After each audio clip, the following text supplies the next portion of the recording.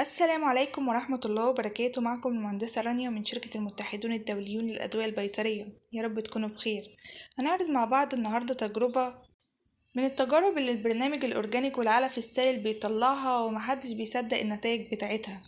الدورة دي خلصنا بيها على اليوم 35، كنا مطلعين متوسط أوزان 2 كيلو 600، وده كان باستهلاك علف 3 كيلو 300، يعني معامل تحويل 1 و2. وده طبعا محدش بيطلعها خالص بالمضادات الحيوية، وكمان محدش بيصدق ان احنا بنطلع النتائج دي. في الدورة دي موفرين حوالي 600 جرام علف، وده للطائر الواحد. هسيبكم مع الفيديو وقولولنا في الكومنتات طلعتوا انتوا تحويل قد ايه بالنسبة للأدوية البيطرية او بالنسبة للبرنامج الأورجانيك. بسم الله الرحمن الرحيم. انا بربي بالمنتجات الاورجان والبايفاكتور والباور فيتا. منتجات بصراحة 10/10. النهاردة عمر معايا 35 يوم. ده الباقي كنت بربي شوية بطاريات انباعوا معمد، وفي الارض كمان وانباعوا برضو. ده الشوية الباقيين هنوزن مع بعض دلوقتي.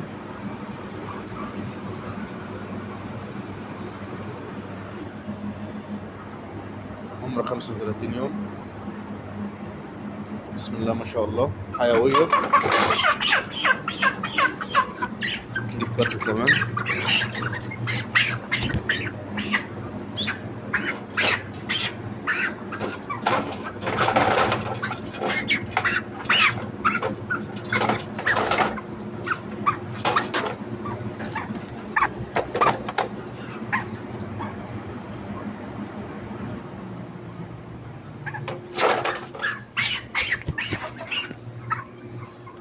الفراخ دي كانت عاملة متوسط معايا النهاردة، الشوية دول هينباعوا النهاردة. الفراخ ده عاملين متوسط معايا 2 كيلو 600 على عمر 35 يوم. والفضل يرجع طبعا للمنتجات، وبصراحة الدعم الفني ناس محترمين جدا، مسابوناش في أي حاجة، ولما كنا بنعطل على أي حاجة كانوا معانا. وربنا يجازي الجميع خير على اللي بيعملوه، وشكرا. زي ما انتم شايفين بسم الله ما شاء الله، عمر 35 يوم، 3 كيلو 140.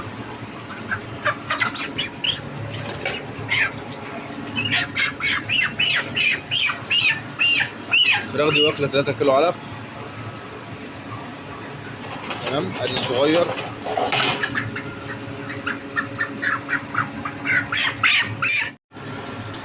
وادي كمان وزنه، عمر 35 يوم، واكلين 3 كيلو علف. تمام، الحمد لله. فرخ فيه حيوية جميلة كويسة. طبعا بشكر الباشمهندسة رانيا على مجهودها معانا، وشكرا والسلام عليكم.